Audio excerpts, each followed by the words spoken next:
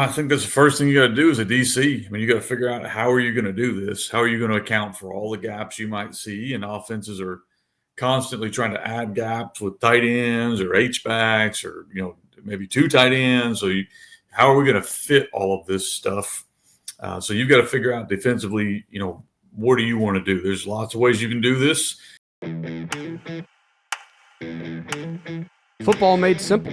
Become great at your craft by finding ways to make it simple for those around you. This is the Coaching 101 podcast hosted by Find a Way Productions with your co-host, Daniel Chamberlain and Kenny Simpson.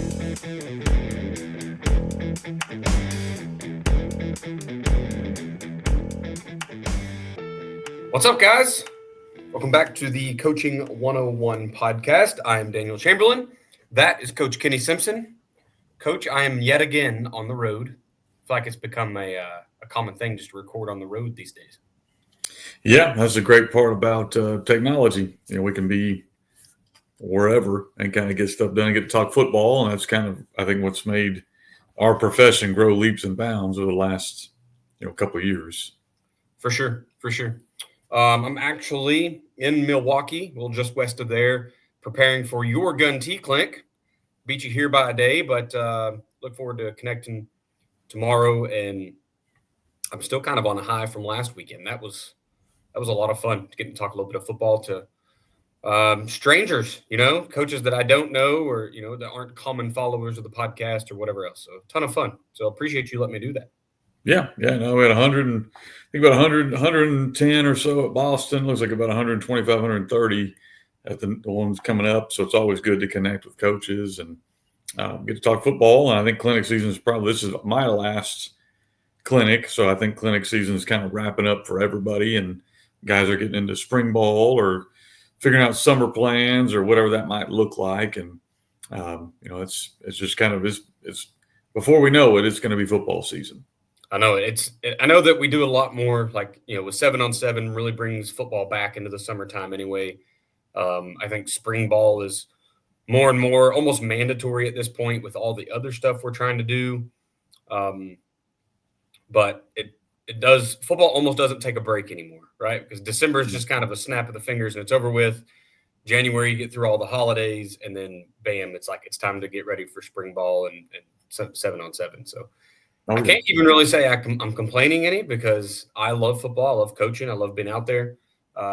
I'm sure that our spouses are probably tired of the game taking so much of the year, especially guys who, are still in that you kind of kiss your family goodbye in August and I'll see you at Christmas time mentality, which luckily ran into you and Joe and the guys that aren't about that anymore, right? You're trying to be as involved as you can throughout the season. But I bet the wives are pretty ready for football to be done with. Yeah, and that's the kind of the balance I think as coaches we have to have is you don't want to burn your kids out. So if you're a head football coach, you want to make sure it's important and you're getting what you need to get done, and there has to be time. There's no way around it. It's got to be work. Yeah. But if you're burning kids out, you're going to lose retention of athletes. You're going to lose retention of coaches. Eventually, you're going to hurt yourself. So trying to find that balance, I think, has become the key for most coaches. Yeah, the burnout is especially if you're smaller schools like you and I are at, and then the kids are already multi-sport athletes and everything else. So trying to keep their bodies fresh as much as anything, right? Mentally keeping them from burning out. But when you're dealing with kids that are just on the go nonstop, because track season's in Oklahoma right now, I assume it is there as well. They just got out of basketball and we got baseball and track, and man, they're going to be exhausted even if we aren't. So, but we didn't really come to talk too much of that today. Before we get started here, why don't you give us our quote of the week? Yeah, so quote of the week, we're working on Team Themes Volume 5. There are 4 volumes out, is what we use with our own team. And most of them are quotes and then a theme of the week. And so this quote comes from Warren Buffett, one of the richest guys for a while. He's not the singer, so he's the really rich guy. I had to kind of do a little research on that. But anyway, his quote is, the difference between successful people and really successful people is that really successful people say no to almost everything. And that's very hard to do because we all want to say yes. We all want to help. We all want to be liked. but the key is to focus on what's really important and say no to everything else. I'm not sure that you have to live and say no to everything, but I do think that what we see a lot of times is generally those who are really successful are laser focused. They're very good at what they do. They're very guarded with their time. And for a lot of us who want to help people and want to be around it, it's difficult to say no. It's difficult to, do things that matter and not do things that are that don't matter. And I think that's kind of the point of the quote, in my opinion, was figuring out what's most important, focusing on that, and letting everything else kind of fall where it may. That's a really good quote. And I, obviously Elon is kind of taken over as the, everyone sees him as one of the smartest guys doing a lot right now, in the news a lot. And he's obviously very, very successful. But that's a story I remember his wife saying, is that, like, he just said no to everybody. Every friend that came over, everybody that wanted his time, it was always no. We're never doing anything. And then he just focused on himself and kind of look what it turned into. So, yeah. And there's balance. There's always balance. I mean, I think that's the hard part of being a coach. It is relational. You can't just tune everybody out. But I do think being efficient is extremely important. And you're going to get us a lot more views bringing up the word Elon. So I'm sure that's probably getting radared somewhere. That's all right. We like views. We like listens and all those good things. So I'll tell you what, let's jump to the ads real quick, and we'll come out on the other side and we'll talk some defense. So if you don't mind, tell us real quick, Coach, how can we simplify football for our staff and our athletes? What's up, coaches? I want to talk to you for just a few moments about your program. The longer I'm in this profession, the more I understand that efficiency is truly the name of the game. We're talking offense, defense, doesn't matter, right? Eventually, you're going to come down to checking out your efficiency. So I have to ask you, are you doing everything in your program the most efficient way, right? Are you fundraising the most efficient way?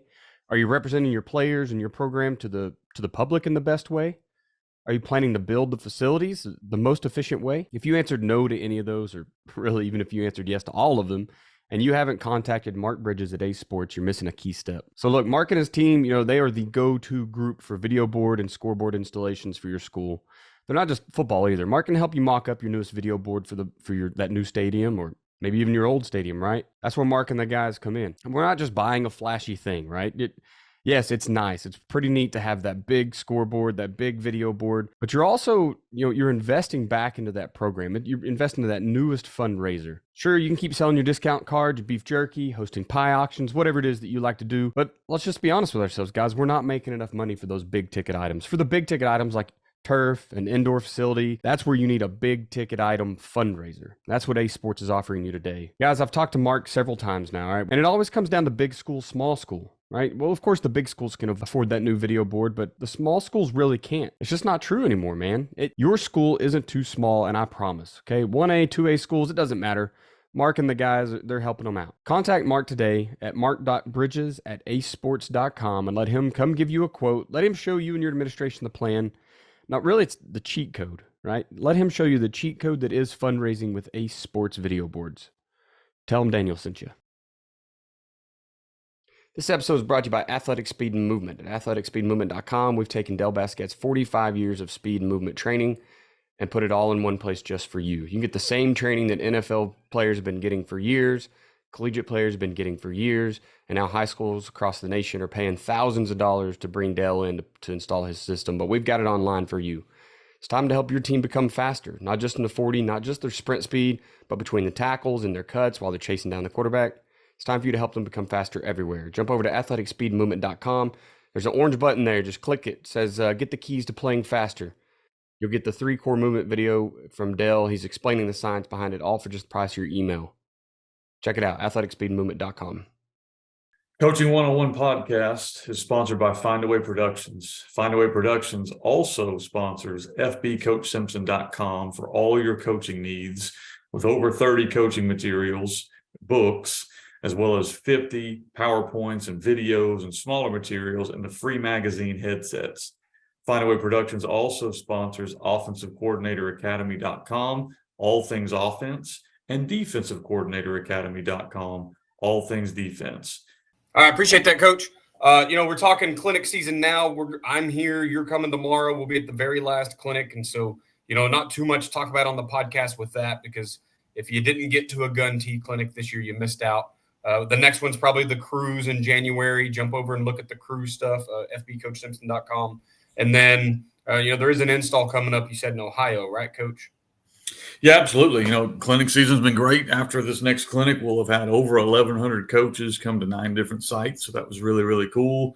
I think it ended up being almost 40 states. So Hawaii didn't make it. So somebody in Hawaii is going to figure it out next year. But 40 states or so, 40 plus states made it. 1,100 coaches, really cool to connect, watch other guys connect, and kind of form relationships there that'll be able to help them. Like you mentioned, we'll be done by the time this probably comes out. We do have an install. So installs are different than clinics. We go in to a school, myself and Coach Gould, and then we put in the gun tee. And so a lot of it is on the field, watching us work with athletes, and then a lot more laid back between field sessions of, shoot your questions or ask what you want to ask. So those, in my opinion, you probably get more from that than you would a clinic. We only have one of those that's available to the public. We're doing 4. 3 of them are private. They're kind of closed. And then one of them is public. That's going to be in Waynesville, Ohio. That's over at the website if you're interested, or just reach out to me.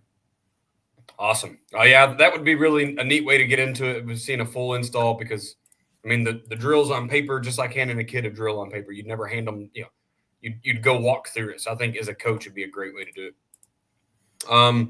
Sweet, Coach, let's talk about the new books real quick. So I know the Gun T 6.0 came out this past year. It's been selling like hotcakes. I watched it trying to sell out there at the Boston clinic. So kudos to you for getting the Gun T things. The books are flying off the shelves. Is there any other books we can be on the lookout for? Yeah. Play Caller's Guide is the newest one after the 6.0. And then my wife just finished the cover. So in about 2 weeks, we'll have a new 3-4 swarm. I've been getting hit up by a lot of coaches asking, hey, we need more information on the defense. So finally, pen to paper, got one done. So the 3-4 swarm version 2.0 are basically all of our updates over the last 4 or 5 years. That'll be coming out the end of this month. It'll be available over at fbcoachsimpson.com. Perfect. Real quick, I want to talk about the Patreon, patreon.com/Chamberlain Football Consulting. If you haven't gotten over there and looked yet, it's a great time to do that. Here's we kind of approach that spring install. That's kind of the next piece I'll be tackling over on the Patreon, is helping guys work through their install schedule. So if you're still needing help with that, holler at me. Like I say all the time, if there's a tier there that doesn't make sense to you, just DM me, email me, whatever. We'll make a tier. I'll create a tier just for you. I'll even put your name on it so other people can join under your tier. And then Headsets Magazine. We got 1 more month of headsets, right, Coach? 2 more. 2 more months. Yeah. So we got that's all free over at fbcoachsimpson.com/headsets. It was cool. We hung out with Chris Haddad last weekend. Daniel and I did, and so he writes for Headsets. A lot of other coaches write for it as well. We got 2 issues coming up, but if you have not ever read it, you can go fbcoachsimpson.com/headsets, and that'll take you to 4 years worth of football content, all free. Yeah, lots of good stuff there. If you need drills or install or how to develop a quarterback, or maybe it's a culture that problem you have, there's every problem just about has a solution over there, and we'll just be adding to. If you'd like to write for the magazine, holler at Kenny and I. Good time to get these last 2 is a great way to get started. Kind of a low pressure, just write an article. It is written by coaches for other coaches, so we'd all love to have your input. Let's jump into the conversation here, Coach. Hold on, before we get going too far, Daniel, we got to celebrate. I was going to bring a little poof, thing that. Oh, yeah. 100,000 downloads on, which of course we've had more if you count YouTube, but 100,000, really, really cool. We appreciate all you guys that are downloading it. Please help us continue to support the podcast. Our goal is to help coaches. So I think that's really good. Daniel does most of that work, but I did get the email that said we had 100,000 downloads. I thought that was really neat. Yeah, man, it's a big moment for us. We hit 100 episodes. I think this might be our 100th episode, or maybe last one. I can't remember. But yeah, man, to hit 100,000, it's about 1,000 per episode, right? If you average it all out, which is pretty big in today's world, where there's so many. It's a very saturated market, but guys are still coming to listen to us, and we greatly appreciate y'all. Thanks for we're at almost 7,000 downloads a month now. So that's cool. Wonderful job, you guys staying with us here. Sweet. Question 1 here. We're going to jump into some defense. I know we talk a lot of offense on the podcast and some cultural stuff. defense, we're probably lacking here too, like you said, on the 3-4 swarm books. So, we're going to talk run fits and primarily how we can kind of add somebody to that run fit. So if you've got a problem area, if someone's beating you up with a certain scheme, whatever, how can you move guys around to get an additional hat? We know what the offense is going to do. They're going to pull a guard. They're going to pull a tackle. They're going to use motion and get an extra dude over there to block you up.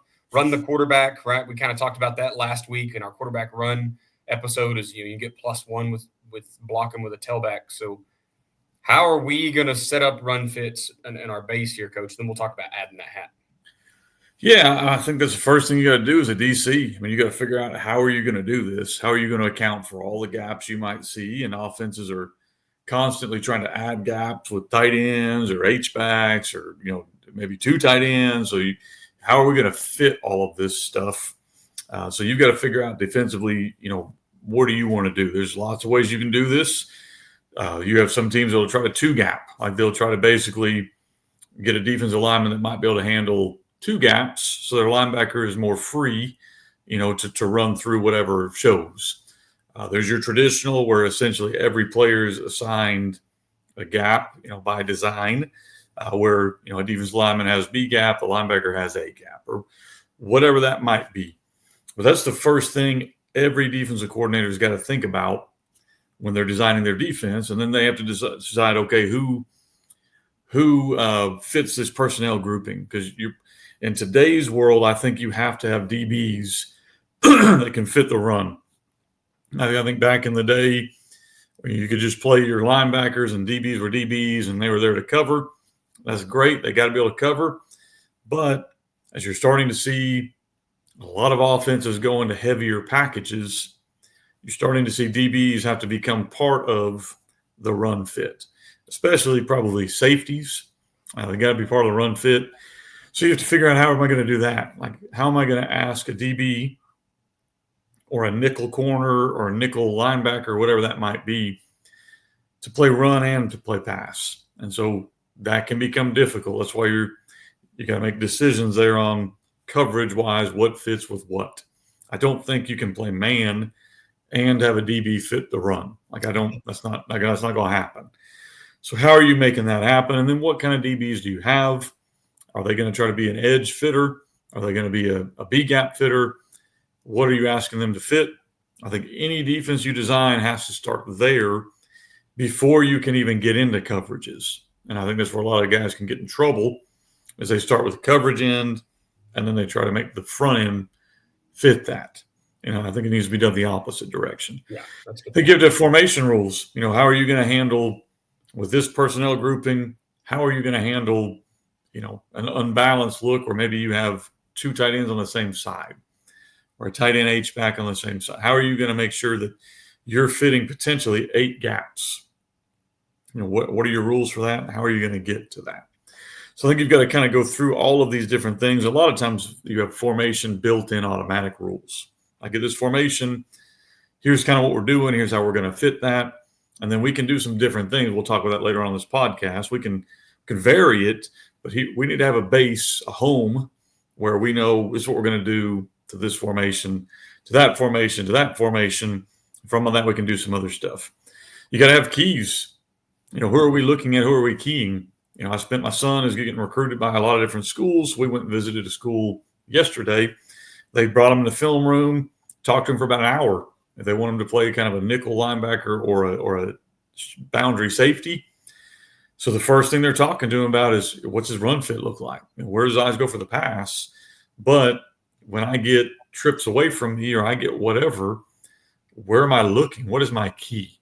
And so you could tell he was confused because they were using the word, I can't remember the word they were using. They weren't using the word key. They were using a different word. Indicator. Like, this is your indicator. And he kind of looked over at me and I went, that just means key.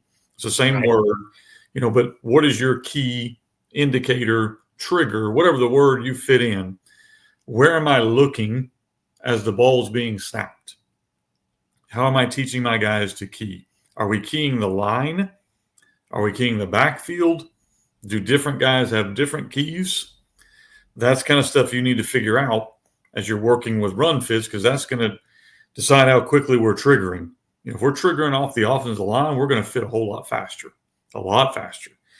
triggering off the backfield, you got to teach, am I going to slow play this, or am I going to fast flow this, or am I going to, take whatever's there? So you need to figure that out with your defense.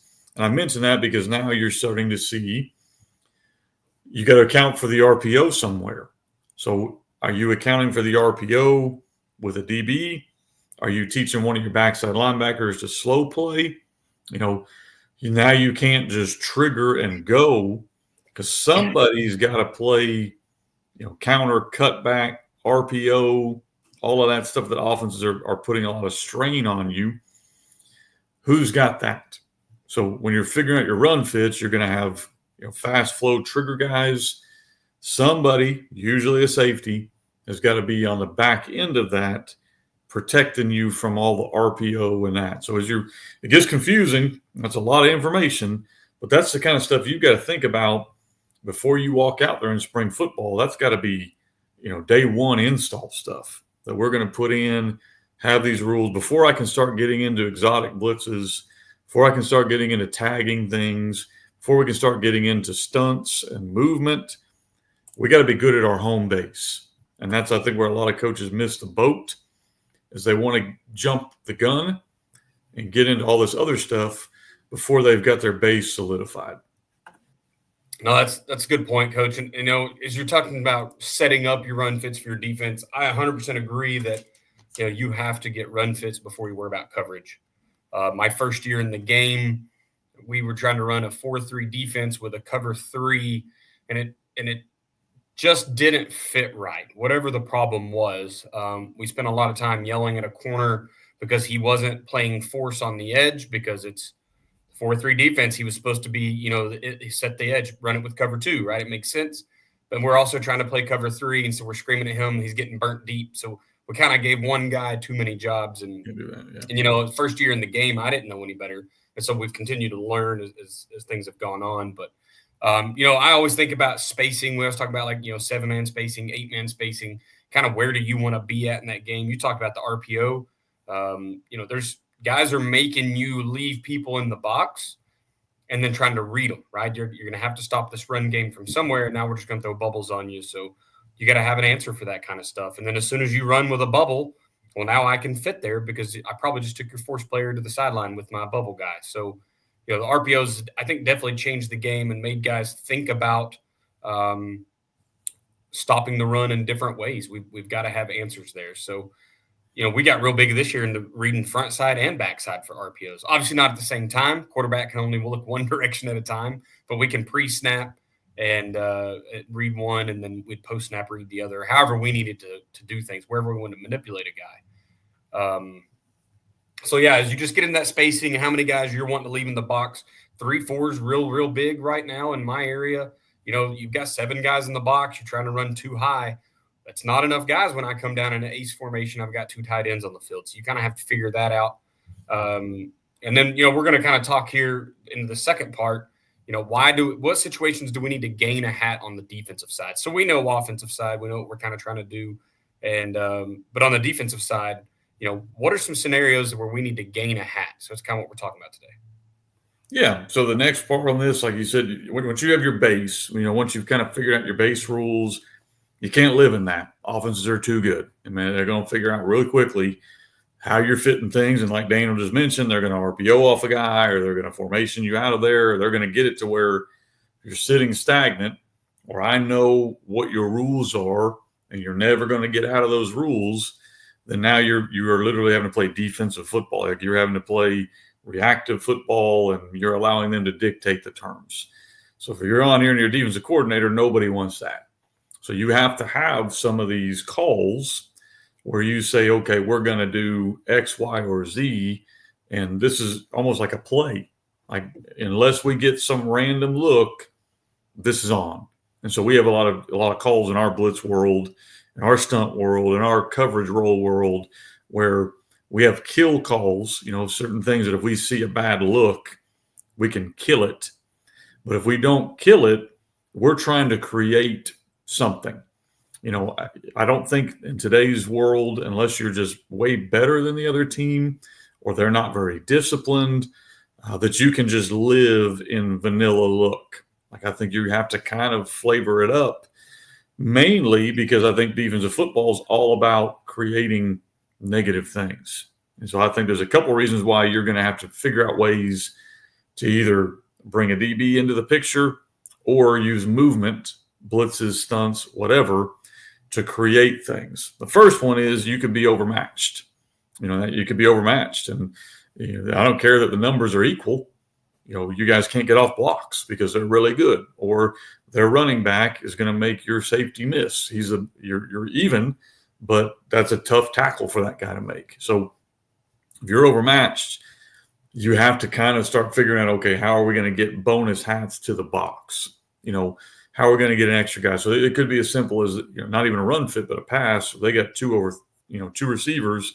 They're throwing bubbles. Well, if your outside linebacker can't tackle that guy, you got to get a guy there. So you got to kind of figure out, okay, if we're overmatched this week, what are some things, some tools I can pull out to bring a bonus guy there? Whether I roll a coverage to get him down there, or I stunt, or I blitz, or whatever that might be. Second thing is, I think you've got to create negative plays in today's game. You defensively, you're at a disadvantage. If you can get the offense though into 3rd and 8 or 2nd and 12, now the game flips to your advantage. So how can I create negative plays, or even better, how can I create turnovers? I mean, you look at the stat sheet, we gave up 400 yards offense, but we created 3 turnovers. You get a good chance of winning that game versus we gave up 300 yards and had no turnovers. Right. Probably not going to win that game. Or, we had great defense, but we were giving up 50% conversion rate on 3rd downs because they were all 3rd and 5s or 3rd and 8s. But now, okay, we're getting them in negative position and we're getting off the field on 3rd down because it's 3rd and 12. It's easy to call defense on 3rd and 12. So how can we create negative plays? Well, the best way to do that is generally getting a bonus player into the box. Bring a defender they're not accounting for who can go make a play, whether that's an unexpected movement like a stunt or a blitz, or bringing a guy they're not expecting like a safety or a corner into the run fit immediately. Obviously, there's risk and reward in that. I think you also have to look for, how can I get guys they're not accounting for in the blocking scheme to where they're not accounting for them? So you can do that a couple ways. I mentioned you can roll your coverage and bring a DB who's generally not accounted for, or I can bring a guy from the left side of the field and stun him to the right side of the field. Like, probably they're not really accounting for your will linebacker if he's on the left to attack the right. Like, he's being accounted for over there.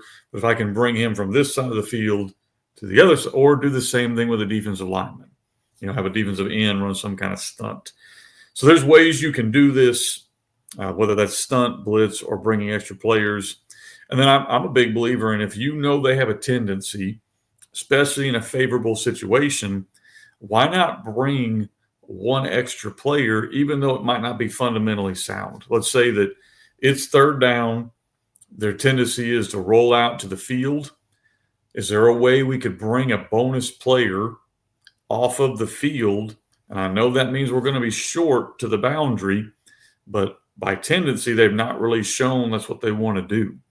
I think that's something that offensive coordinators like me, we don't have a plan for that. Like, I don't have a plan for you doing something that's unsound, like where you're all of a sudden you're bringing 2 dudes off the edge.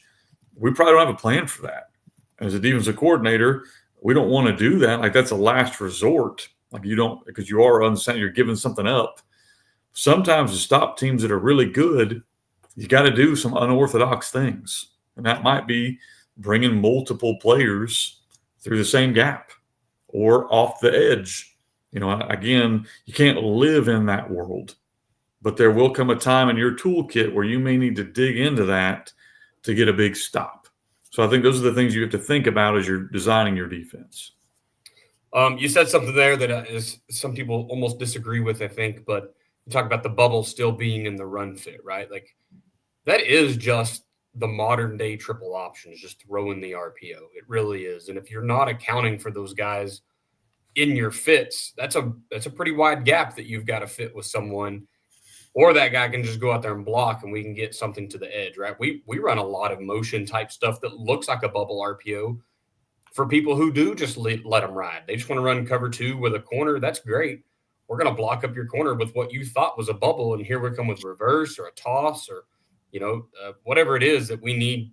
You kind of not really honoring that bubble, and now we're going to make you pay for it. So that is today's triple option. Even like in our offense, we don't even call them bubbles; they're run game screen, right? And I took that from Cameron, who took it from Tyler, but that's just what we call them, right? It's just a part of the run game. It's not even really a run pass option to us anymore. Like we're going to throw it, and it's a screen to us. So, people do have to account for that. And then also want to talk about here, situations. If you're just being dominated, if you can't stop a scheme, I know we didn't really kind of talk about that one, but if there's a scheme that's beating you, regardless if you're overmatched or not, you obviously are the king of the buck sweep and have been making people pay for that for several years. That would be yet another scenario why you might need to add a hat. Now, you have to understand that you're going to break your rules. You're going to be a little unsound. And, of course, guys like you have ways to make you pay for that too. But sometimes, it is what it is, right? Like if you're getting beat and you can't stop play A, you better go all out, stop play A, and then we'll just let B show up whenever it shows up. So let's get to the last part here, Coach, and kind of what we're talking here is how do we stay true to our base? I just said that you're going to have to break rules sometimes, but how can we stay fairly true, even for simplicity of install or simplicity for the kids, because we can't have them getting too chaotic. How can we do all that, but then still gain these defenders where we need them? I think it's kind of similar to how you would handle offense is you have a rule and then we have some tags, the ability to, now, we're going to run twist, or whatever we're going to call that, where now this guy has B gap and you have C gap. Like we understand what gap we fit. We understand how we read that. We understand now we're going to go ahead and switch you to, we may be, decide we're gonna have different words that move a player one gap over or two gaps over. Like we say, like we have a word that moves our guy, from B gap to A gap, and then we have a word that will like long stick him, or he'll go over two gaps. So you have to build in that vocabulary and that terminology where your guys understand what we're saying, and it can sound confusing because the defensive coordinator or the coach. You got all these terms you got to learn, but how can we make it where our kids only have to learn maybe 2 or 3 or 4 of these, where they only have to learn a couple terms that talk to them? That's why when you hear like John Gruden with these play calls to the quarterback, that's super confusing to the coach. We're going, my goodness gracious. Why do they do that? Because an NFL player may pick up a dude on Wednesday and he's got to play. So they got to have words that talk to every single player. So I think that you don't have to go to the extreme John Gruden's going to, but you do need to go to where I do have a word that talks to this guy, or maybe these 3 guys or these 4, whatever that might be.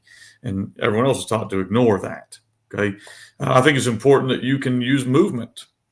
You can use movement. I think that's unless you are dominant, you're going to have to move your guys. You can't give the same picture every snap. You saw probably the last really good defense that did that was the Buccaneers probably 15 years ago when they sat in 4-3 cover 2. Of course, they had, best inside linebacker. I can't remember his name, but he would run Tampa 2. That's why it's called Tampa, because that linebacker, that Mike, could cover deep and could make tackles in the A gap. Well, not many people have that guy. And even if they do have that guy, you don't see defenses that really at any level sitting stagnant. Like they're moving constantly. So what are your tricks, tools, words that you move different guys? You're going to have that kind of stuff. You're going to have to switch up gaps and responsibility. You can't have a guy who's always going to be responsible for B gap, because as an offensive coordinator, I figured that out pretty quickly, and I can RPO off that guy. I can influence block that guy. I can let him take himself out of the play if I know what he's doing every single time. I think it's important to have a base. That's what we started the podcast. You got to have a base. You got to have rules. You got to be good at that stuff.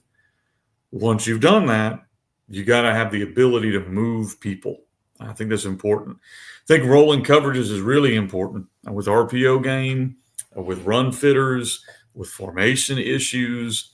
You've got to have the ability to bring defensive backs into areas of the field to take things away. You don't have to roll a DB for run. You could roll a DB to take away the RPO. You could roll a DB to take away the bubble screen. You could roll a DB to take away, the inside run. But you got to have the ability, because most defenses now, depending on where you play, but most defenses now are a 4 or a 5 DB shell. Well, you're going to have the ability to bring at least 2 of those guys if you're a 5 DB, and at least 1 of those guys if you're a 4 DB, to get you even. So you're going to have that terminology where I can bring a DB to take away what they're trying to do best. So I think that's important. And then a big one for me is, Daniel mentioned it, you start breaking rules or doing things that kind of go against rules. We're going to try to limit that to 1 or 2 players. Like 1 or 2 players have to learn this or that, but we don't want to make every kid learn every single thing. And I think that's where verbiage, the ability to tag, that's where that stuff comes in. That allows you, on years where you have a really intelligent safety or whatever that might be, you're going to run a lot more stuff where he moves. And on years where you have a really intelligent inside linebacker like a Mike, maybe that's the year you highlight him moving. Because there's times, I'm a big believer, you better coach to the lowest IQ on the field. So I don't think you can be giving guys a ton of this verbiage stuff and they're going to slow down or not know it. So I think you have to be able to vary it up year to year on who moves. We would love to move everybody. We need to have the ability to move everybody. But you got to make sure that you're moving the guys that understand what they're trying to do. Yeah, there's especially when we start remembering that we have to counterpunch whatever the offense is giving us anyways. I know there's some defensive guys out there that are very, hey, we're going to do what we do. That's fine until the offense puts a couple shifts and a motion and they're, pulling 3-4 people at a time. Like, you can do what you do all you want to, but if they can start taking advantage, you have to remember your kids are out there just playing read and react football. So, asking some kids to do too much will definitely just put you in a hole regardless. So great point. Yeah, I think you really tackled all the good ones there on how we can stay true and still gain that defender. I'm big in like cover 0 blitz, which is another coverage. But if you're already a cover 1, cover 3 team, you're not adding that much. That free, your guys have to know, like, we can't get beat inside anymore, right? Where's your help at? You don't have help anymore. You're all on an island. So it's a little bit different teaching probably than how your guys are playing cover 1 right now. But I think would be a pretty easy install to be able to bring that free safety in the fit.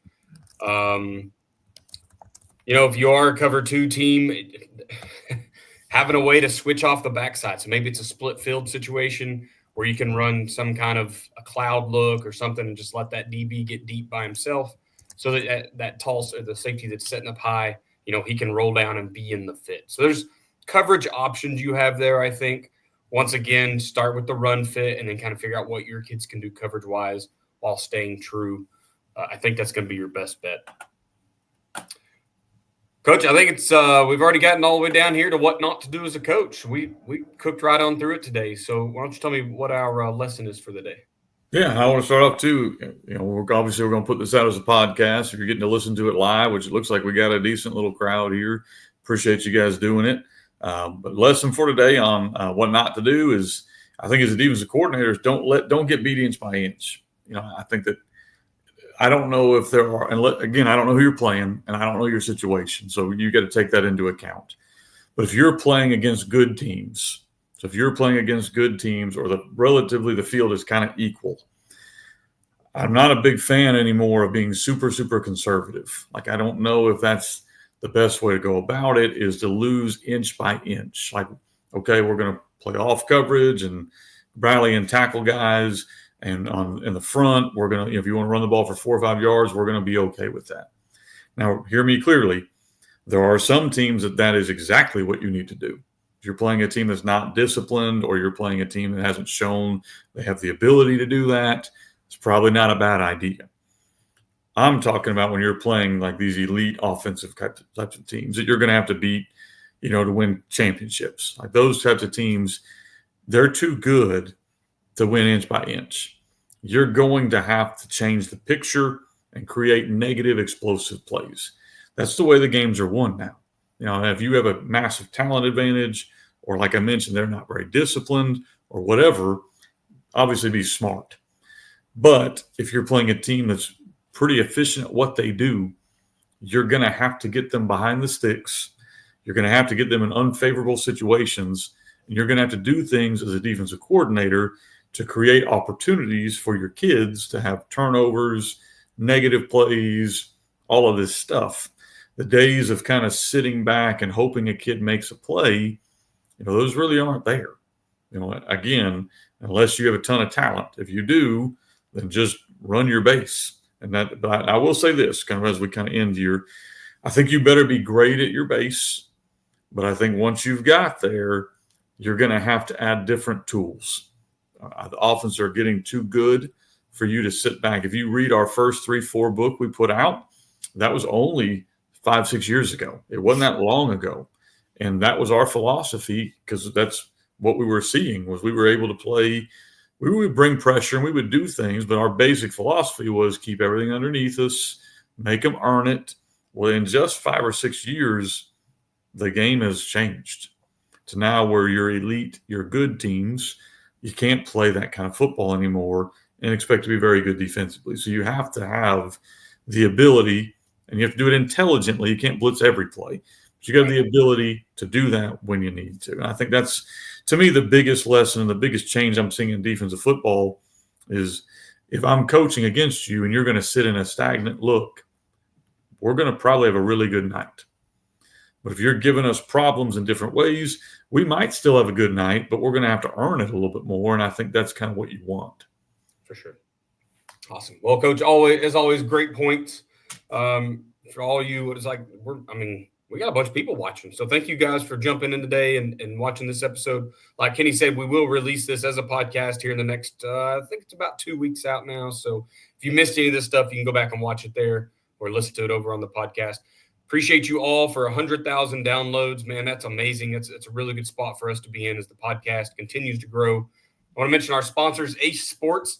If you didn't listen to the ads earlier when we recorded them, or if you haven't heard them yet because you're watching live, remember that Ace Sports is kind of your go-to place for the cheat code and big ticket fundraising, right? Ace Sports is going to be doing boards for you, help you get into the ad revenue game, and that's you get into that, kind of passive income, really, right? You do a lot of work up front. You let that board make you money over the next 7 to 10 years or forever. So holler at the guys over at Ace Sports.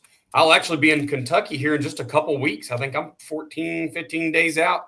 If you're going to the Kentucky Athletic Director Association, whatever their big meeting is there in Louisville, I will be live there hosting the podcast, talking to some coaches out of Kentucky, some athletic directors and such. So should be a great time. If you're a Kentucky coach listening now and you want to come say hi then, come on by. Love to shake your hand and go get a beer after whatever. So I think that's that Thursday afternoon. We'll kind of be able to do a little bit of socializing. Outro here. We talked about the books earlier, the books Coach Simpson's putting out. So jump over to fbcoachsimpson.com. Go check out all the books he has for sale. He's got stuff that'll help you from whatever aspect of the game you're needing to learn, whether it's just organizing your stuff in one of the workbooks, if it's learning an offense and a defense, and those books do that. If it's learning how to coach, One Play Many Ways is a great book to get started. That's, kind of the basis of my tagging system. So it's just get into that book and understand that you can do one thing a lot of ways. I was pretty impressed, by the way, at Boston when I got to be a little H-back out there, a wing, as you might call him, and running. We ran, and you guys will see it if you're over at the Milwaukee Clinic tomorrow and Saturday. You'll get to see it there as well. But, we just lined up in one formation, and we only ran buck, and we ran it 20 different places, and the ball was spread all over the place. So great system over there at fbcoachsimpson.com. Go check out the Gun T offensive football system. Social media-wise, you can find me on Twitter or /X at Coach Chambo OK. You can email me at chamberlainfootballconsulting@gmail.com. And then, of course, I've got the patreon.com/ChamberlainFootballConsulting. If you need help doing anything from graphics, schedules, rosters, I only learned this year that there was a football coach going to pay like $100 or something. I'm sorry, a baseball coach can pay like $100 for some software that made a lineup for him, a digital lineup. Like, guys, we can help you do that for free in Google. Like, we'll make a Google sheet. We'll make it decorated and look great for you. Okay. Whatever it is that you need, patreon.com/Chamberlain Football Consulting. And of course, over at YouTube at Coach Chamber OK, where I'm in the middle of a Back to the Basics series, where I'm really just teaching my wife all about football. I say, "Hey, wife, what's something you don't know?" And she says, "I don't know what a snag concept is." So we go over that on the YouTube that day. So check that out. If you have any requests for YouTube videos, that's also the place to do those. Coach Simpson, where are you at, sir? Yeah, all things FB Coach Simpson. So FBCoachSimpson.com. I think I tried to drop the link here if you're listening on YouTube. FBCoachSimpson.com/headsets. That's the magazine. I'm over at Twitter, FB Coach Simpson, and then Gmail, FBCoachSimpson@gmail.com. Awesome. Appreciate that. The podcast is at Coaching 101 Pod on the Twitter/X. We want to thank you for being a listener to the Coaching 101 podcast. Once again, we are celebrating 100,000 downloads. Super excited for you guys to be a part of this ride. We'll help you join us next week as we continue to make the complex more simple. Please consider subscribing to the show so you'll always know when the new episodes are out. We'll leave you with this. It's hard to beat someone who never gives up. No matter the situation, find a way.